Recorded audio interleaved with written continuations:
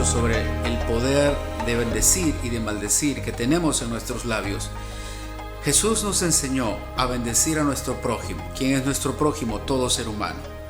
Pero la palabra maldecir, que significa hablar mal, dar palabras que den por finalizado un propósito, dar palabras que destruyan, solo se adjudica, de acuerdo a la enseñanza de la Biblia, a las obras de Satanás. Solo se puede declarar a las obras de Satanás. Esto lo hemos visto nosotros en el libro de Primera de Juan, en esta carta que escribió Juan, capítulo 3, verso 8. El B dice: para esto apareció el Hijo de Dios, para deshacer, destruir las obras del diablo. Ahí es donde nosotros usamos el poder de dar declaraciones para que algo termine, algo finalice, algo se acabe prematuramente, algo deje de tener propósito. ¿Con qué objeto? Que se acabe una producción. Las obras de Satanás, una acción, una obra, una actividad, tiene una producción.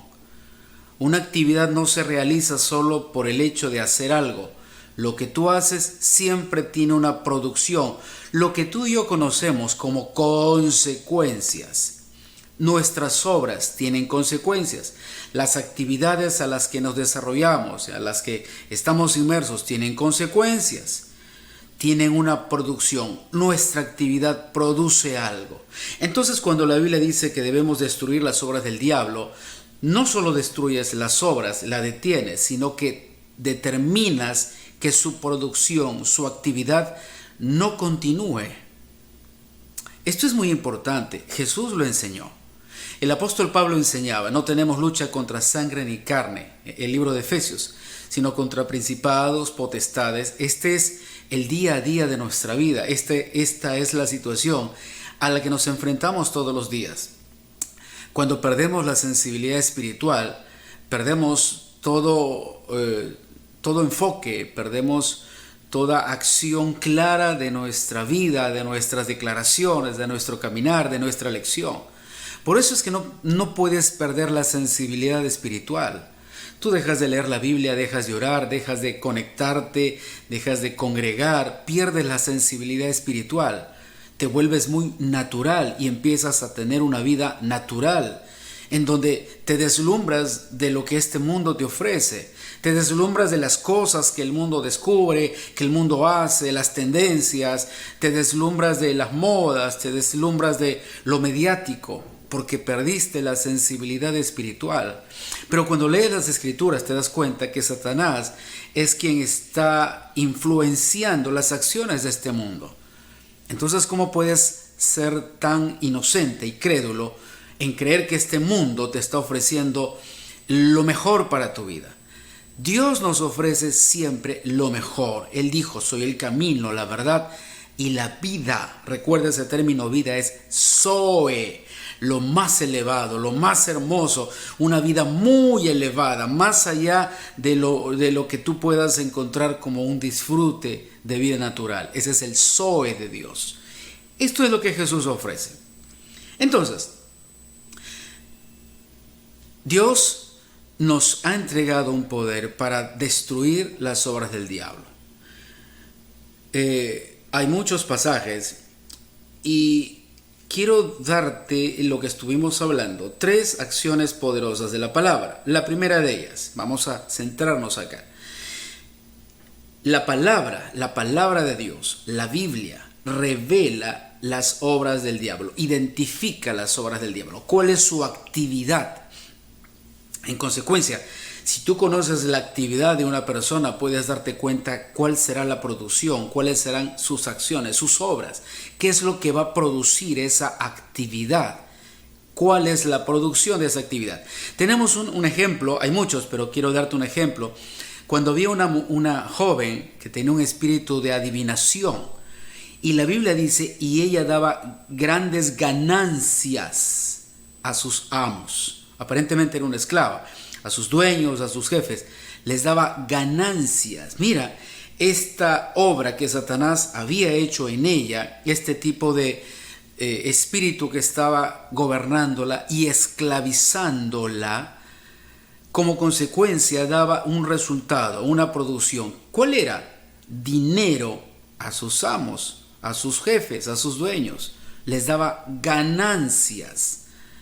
Puedes imaginarte, Satanás había dado esas ganancias a sus amos. Tú puedes ver acá una acción muy oscura en este tipo de relación, y tú puedes saber, cuando lees las escrituras, que sus amos, sus dueños, sus jefes no eran inocentes. Sí sabían que había en el cuerpo de esta jovencita y no les importaba. Ellos habían tomado y la usaban solo para obtener ganancias. Este es un ejemplo muy claro. En Lucas puedes ver otro ejemplo. Lucas capítulo 3, donde había una mujer encorvada. ¿Y qué es lo que producía esta enfermedad? Era una mujer que estaba doblada por 18 años. ¿Y qué es lo que producía? Era un símbolo de enfermedad. Era un símbolo de maldición. Por donde ella iba podía mostrar que los hijos de Abraham, los hijos de la fe, también podían vivir en una esclavitud de enfermedad. Ese era el mensaje. Tú puedes ser un hijo de Abraham, puedes ser un hijo de la fe, puedes creer en Dios, pero puedes vivir en desgracia.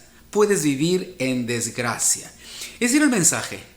Cuando Jesús la vio, echó fuera a Satanás, restauró el cuerpo de esta mujer y dejó de ser un símbolo, el objeto visual que Satanás usaba para poder extender temor, miedo, destrucción, pobreza, enfermedad. Sacó el símbolo. Mira qué interesante. Y los símbolos tienen algún tipo de influencia, mucha influencia. Cuando tú lees en el Antiguo Testamento y las imágenes de Acera, las imágenes de Dagón, diferentes dioses, estas imágenes tenían un vínculo con acciones oscuras, con acciones de las tinieblas. Algunos de ellos eran sacrificios humanos, otros eran torturas, otros eran conquista, muerte, pero cada uno de ellos estaba vinculado a una acción para matar, robar o destruir. Entonces estamos viendo que lo primero que hace la palabra de Dios es decirte cuáles son las actividades de Satanás. Y hemos visto en Juan 10:10 que Satanás vino para robar, matar y destruir. Robar, matar y destruir. Estas son sus actividades. Y cada una de estas actividades tiene una producción, tiene un resultado, tiene algo que los demás van a consumir. Todos van a consumir el resultado de esa actividad. En el caso de esta joven que tenía un espíritu de adivinación, los dueños consumían el dinero, las personas se volvían más idólatras, había un consumo. En el caso de esta mujer que estaba encorvada, las personas consumían como símbolo, consumían esa visión, y esa visión era determinante para creer que era necesario vivir en miseria, que no había salvación, tal vez que la pobreza era parte de la vida de ellos y la tenían que normalizar, las desgracias. Esto se consumía. Entonces, cuando tú ves que Jesús dice que el ladrón vino para matar, robar y destruir, estás hablando que cada uno de ellos, estas actividades tienen una producción que es consumida por otros. Los demás, los que no tienen a Cristo, los que están buscando alimento, algún tipo de alimento, algún tipo de satisfacción, van a consumir la producción de lo que es robo, muerte y destrucción. Alguien va a beneficiarse, alguien va a comer de esto, alguien va a tomarlo como el alimento de sus vidas.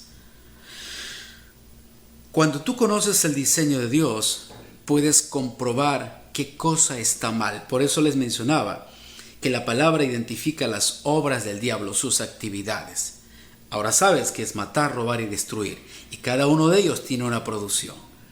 Entonces, cuando conoces el diseño de Dios, puedes darte cuenta en dónde estas actividades están tomando parte en tu vida, en tus hijos, en tu familia, en tu negocio, en tus seres queridos, en dónde estas actividades están establecidas, matar, robar y destruir. Entonces puedes darte cuenta, pero no te vas a dar cuenta si es que no conoces el diseño de Dios. Este es un enorme problema, como no sé cuál es el diseño de Dios, porque hoy día el hombre no se siente suficientemente hombre, la mujer no se siente suficientemente mujer. Entonces estamos viendo generaciones que están observando y están creciendo con esta visión, que el hombre no es suficientemente hombre, la mujer no es suficientemente mujer. Estas generaciones que vienen están viendo un mundo relativo y nada absoluto. Entonces se pierde y se borra el diseño original y comienzas a observar ciertas ideas, el resultado de tratar de cambiar un diseño. El resultado de cambiar un diseño, y siempre vas a verlo como una fotocopia, una copia mal hecha. Y como no sabes cuál es el diseño original, aceptarás que esta copia mal hecha es el original y empiezas a normalizar aquello que destruye el diseño original de Dios. Tú puedes leer en Génesis: en el principio Dios creó varón y mujer, el diseño original de Dios. En el principio Dios dice: dejará el hombre padre y madre, se unirá a su mujer y los dos serán una carne. Matrimonio, el concepto de unión en el matrimonio es una sola carne. Hacerse uno con la persona que amas. ¿Te has dado cuenta que ese diseño se ha borrado el día de hoy? Es un contrato en donde tú buscas quién te hace feliz, quién no te hace feliz, y luego encuentras el divorcio como la solución a ese estado de satisfacción emotiva, de felicidad. Si tú me preguntas qué me puede hacer feliz en este momento, te diría: tal plato de comida me hace feliz. Sí, pues, un día, pero si me lo das todos los días, ya no me hace feliz, me aburre, me cansé. Y si tú tomas el matrimonio como un concepto solo de felicidad, puedes estar bien tal vez un día, tal vez una semana, probablemente un año, y después el objeto que tú tomaste como el objeto de tu felicidad terminó por aburrirte, por cansarte, porque así somos, así son las emociones, así es el gusto. Algo nos gusta, pero si algo te gusta, no buscas siempre lo mismo, tratas de combinarlo, tratas de matizar, tratas de tener nuevas experiencias. Pero el diseño original de Dios completa la vida del ser humano. Entonces, cuando no conoces el diseño original de Dios, nunca vas a poder observar dónde Satanás está haciendo su obra, dónde está matando, robando o destruyendo. Y probablemente la ley pueda cubrir alguna de estas acciones. Recuerda que la ley está establecida a través de pensamientos. Sí, la ley tiene nombre propio. Alguien las propuso y fueron aceptadas. Alguien tenía esa idea. Consciente o inconscientemente tienen nombre propio y se establecieron para que se establezca ese pensamiento. ¿Y para qué? Para que la gente la obedezca, para cambiar la forma de vida, para cambiar los pensamientos, para cambiar la familia. Este es el objeto de una ley. ¿Cómo establezco una mala costumbre en un país? Establezco una ley que destruya las buenas costumbres y pueda empezar a traer destrucción a ellos. El único que determina la vida y la muerte es Dios, pero si establecen leyes en donde el ser humano tiene ese derecho que solo le pertenece a Dios, acaba de empezar a destruir el diseño perfecto de Dios. Entonces necesitas conocer el diseño de Dios para que puedas saber dónde Satanás ha corrompido ese diseño. Y no es que yo te lo diga, es que tú encuentres esa verdad, es que tú la conozcas.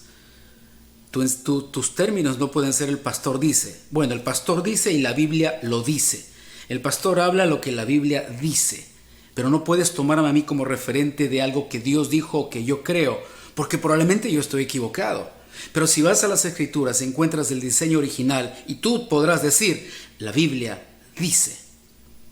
Es lo que yo puedo compartir contigo. La Biblia lo dice. Dios lo dijo.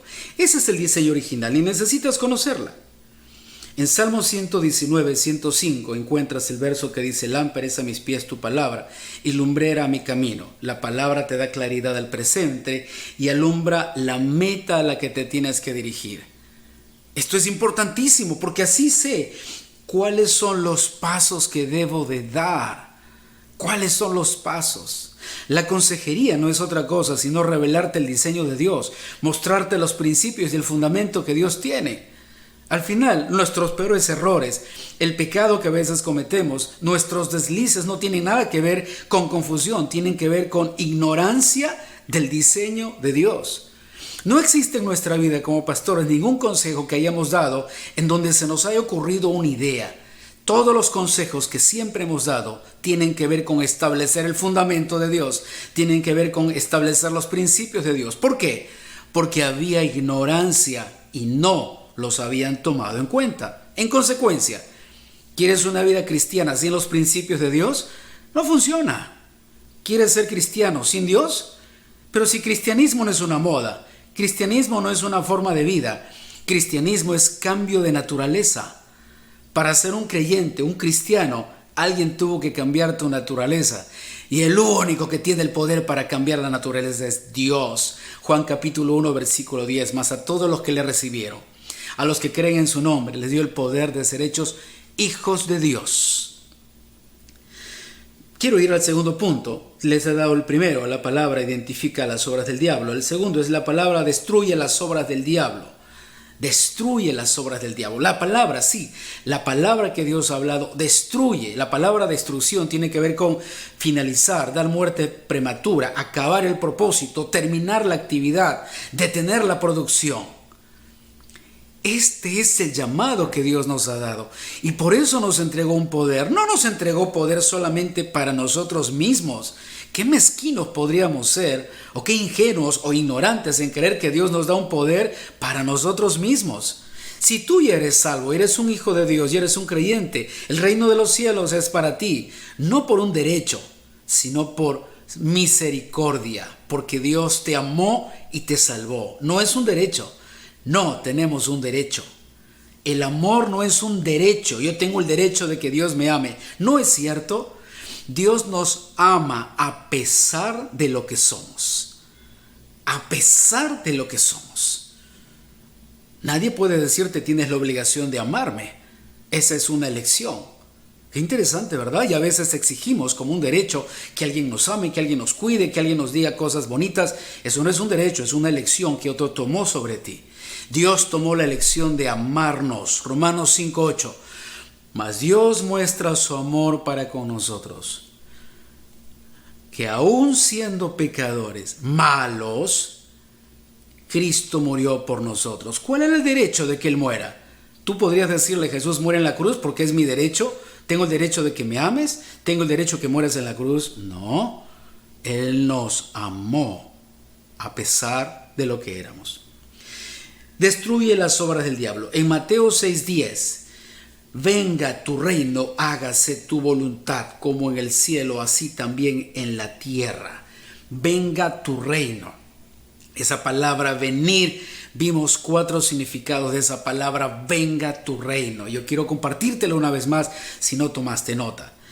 Esa palabra venga tu reino es que venga a un lugar específico, que se establezca aquí. ¿En dónde?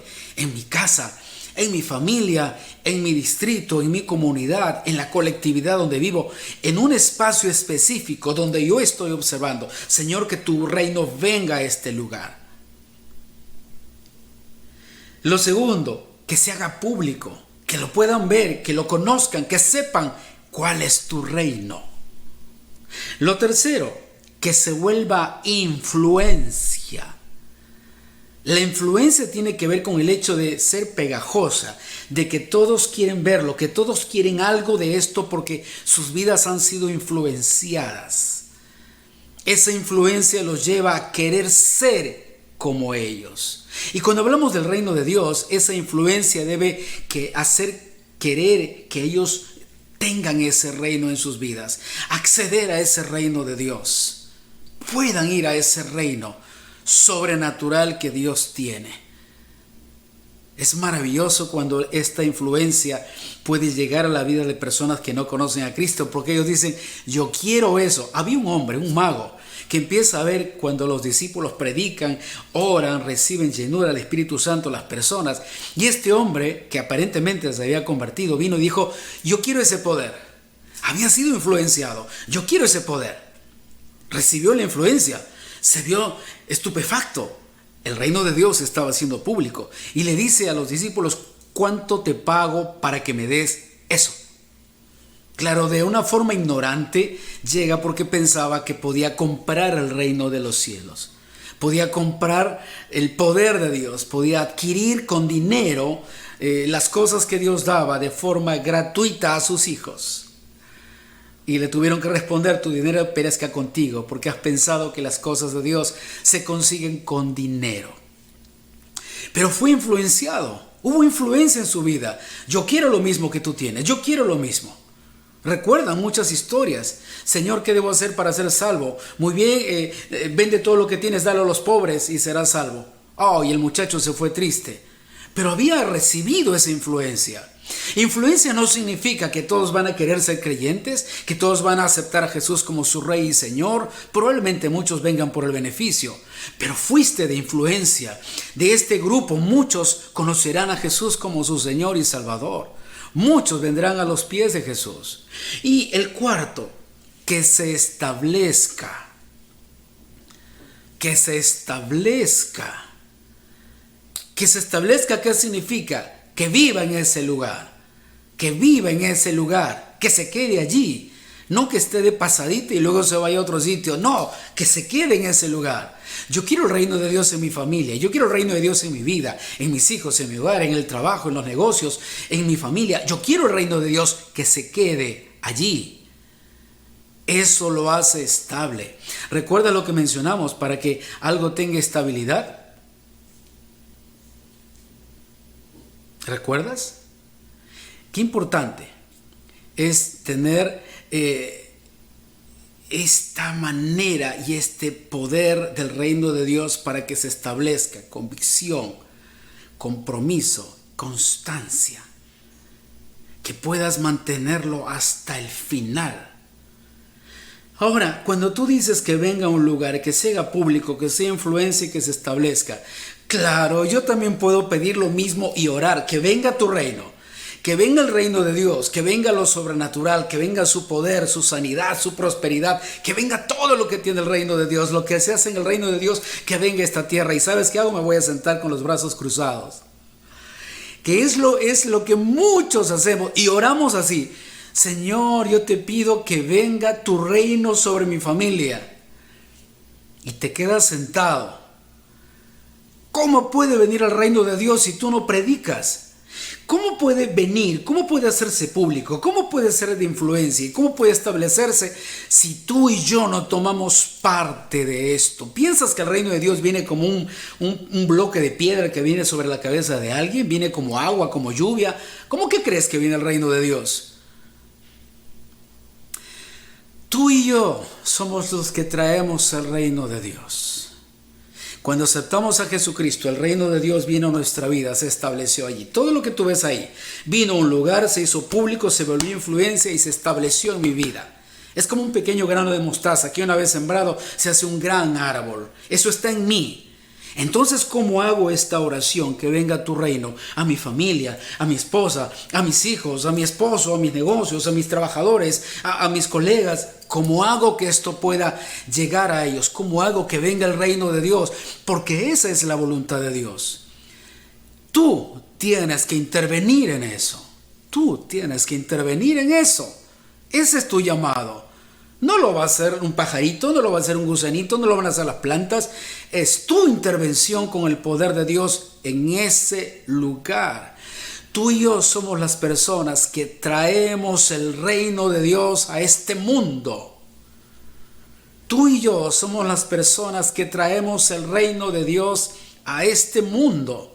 Jesús ya vino, trajo el reino de los cielos. Cuando empezó su predicación, Él dijo: arrepentíos porque el reino de los cielos se ha acercado. ¿En dónde estaba? En Él.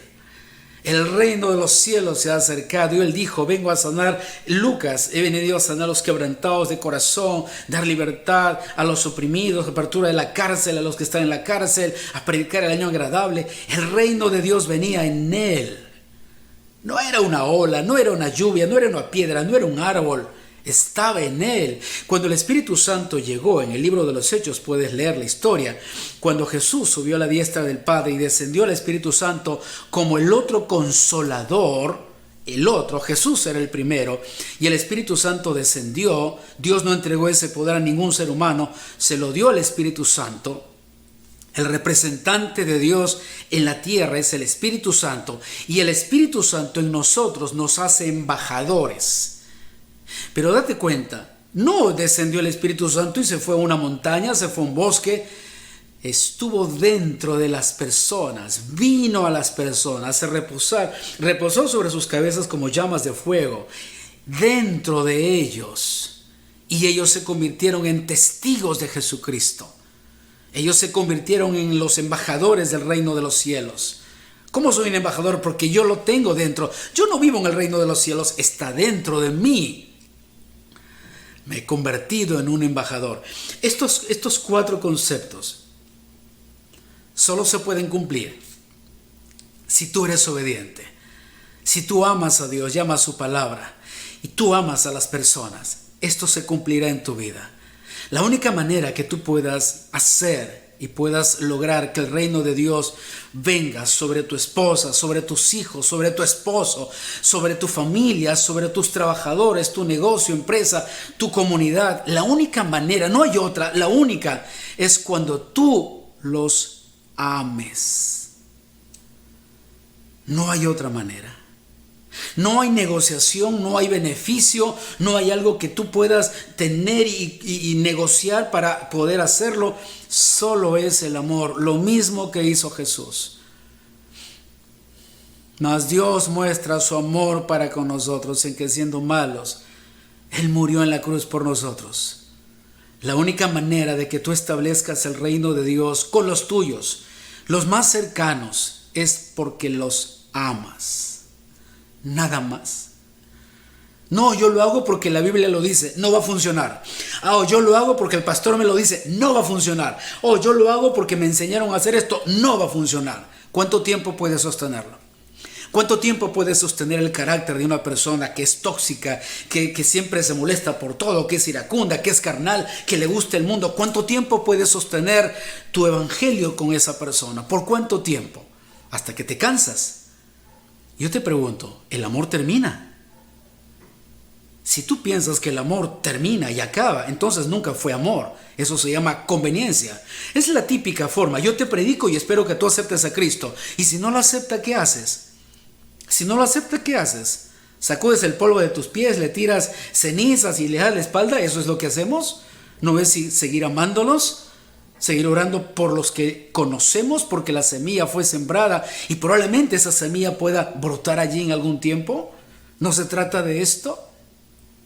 ¿O piensas que el amor acaba? Yo no hablo con tal persona. Yo no le predico. ¿Por qué? Porque no, son tóxicos, son malos. Ellos no merecen a Jesús. Ellos que se vayan al infierno. ¿Realmente piensas eso? Tú estás conectado en este lugar porque alguien te habló de Jesús. Alguien no se cansó de ti. ¿O vas a decirme que tú y yo somos un pan de Dios? ¿Que a la gente les gusta estar con nosotros? ¿Realmente piensas eso? No, deberías preguntarle a otro. De repente somos exasperantes. De repente somos tóxicos. De repente somos fastidiosos a otros. De repente somos iracundos. De repente somos personas con las cuales nadie quiere hablar y no nos hemos dado cuenta. Pero alguien nos amó, alguien oró por nosotros, alguien se mantuvo a nuestro lado para conocer a Jesús, para estar en este tiempo edificando nuestra fe. Es que el amor no termina, nunca. La lascivia, la lujuria se acaba pronto, esperando siempre el beneficio de algo.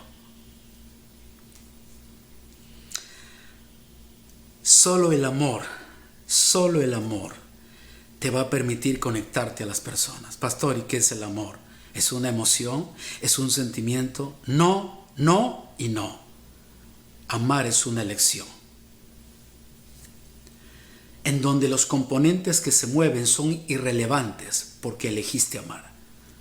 Jesús elige amar al mundo, pero había muchos componentes malos. Había drogadictos, había adúlteros, había asesinos, había gente, habían pederastas, habían pedófilos, había gente terrible. Sí, terrible. De alguna manera la educación en este siglo XXI nos ha enseñado ciertas cosas que son malas, pero en ese tiempo el libertinaje, la libertad del hombre, donde no habían leyes, donde no había pena para ellos por lo que hacían. Era impresionante. Pero aún así, Jesús elige amarlos. Y no los amó por lo que eran, los amó por la necesidad que tenía. Si yo empiezo a amar a las personas por lo que son, siempre seré selectivo. Toda la vida seré selectivo. A ti sí, oh no, tú me caes mal, a ti no. Tal vez tú, no sé, si me invitas a un arroz con pollo, tal vez te voy a amar, pero si no, no te amo. Oh, Jesús mismo decía, ¿qué de bueno tiene que ames a tus amigos? ¿Qué de grandioso hiciste? Son tus amigos. ¿Cuál es tu esfuerzo en ello? Por eso es que Jesús enseñó, ama a tus enemigos. ¿Otra vez? No, ya basta con eso, amar a mis enemigos. Es que si no empiezas a amar a lo peor que puede relacionarse contigo, nunca podrás entender si realmente es amor o no es amor. Porque tal vez lo tuyo y lo mío tiene que ver con una conveniencia y no tiene que ver con el amor. El amor no mide la situación de la persona, solo ve la necesidad de ser amado. Porque el amor restaura, porque el amor consuela, porque el amor es misericordioso. Tú cuando lees en la Biblia el significado del amor, tú puedes darte, el amor no es jactancioso, no busca nada en sí mismo, no se envanece, no busca lo suyo, da a expensas de uno mismo. Ese es Dios. Y cuando tienes a Dios en tu vida, sí tendrás el amor de Dios. Cuando eres sensible al Espíritu Santo, sí funcionarás en el amor de Dios. Yo he tenido la oportunidad de orar por hombres duros, muy duros, que asustaban cuando alguien conversaba con ellos. Nadie quería platicar, pero Dios me daba la oportunidad de hablar con ellos, de hablarles de Jesucristo. Y cuando nos reuníamos y yo podía orar con ellos, ellos lloraban. Oh sí, no lo hacían público porque eran duros, porque eran fuertes, porque no querían nada con nadie, porque les habían mentido, se habían abusado. Entonces se volvieron duros, pero tenían una necesidad imperiosa de Dios. A veces la gente más dura es la gente más necesitada de Dios. Justo por ser duros se alejan de todos por 1000 razones. Pero muchas veces esas personas con dureza en su corazón son las personas más necesitadas. Venga tu reino, se establezca, que venga a un lugar, que se haga público, que influencie, que se establezca y se haga tu voluntad así como se hace en el cielo, que también se haga en la tierra. Vamos ahora. Señor, gracias te damos por este tiempo, por tu palabra. Yo oro por cada persona, Señor, que ha escuchado esta enseñanza, que en su corazón empiece a arder la flama de ese amor que tú has puesto en nosotros, que sea un incendio en ellos, que puedan salir y compartir de tu amor, Señor, con los más cercanos, con los más lejanos, que ellos puedan ser instrumentos en tus manos para llegar a aquellos que han cerrado sus puertas, han puesto su corazón duro porque tienen necesidad, pero no quieren declararlo. Señor, usa a cada persona que está dispuesta a ser el reflejo de tu amor, a ser un instrumento en tus manos. Usa a cada uno de ellos. En el nombre de Jesús, que esta palabra, Señor, pueda dar fruto a 30, 60 y a 100 por uno en el corazón de cada una de estas personas. En el nombre de Jesús. Amén.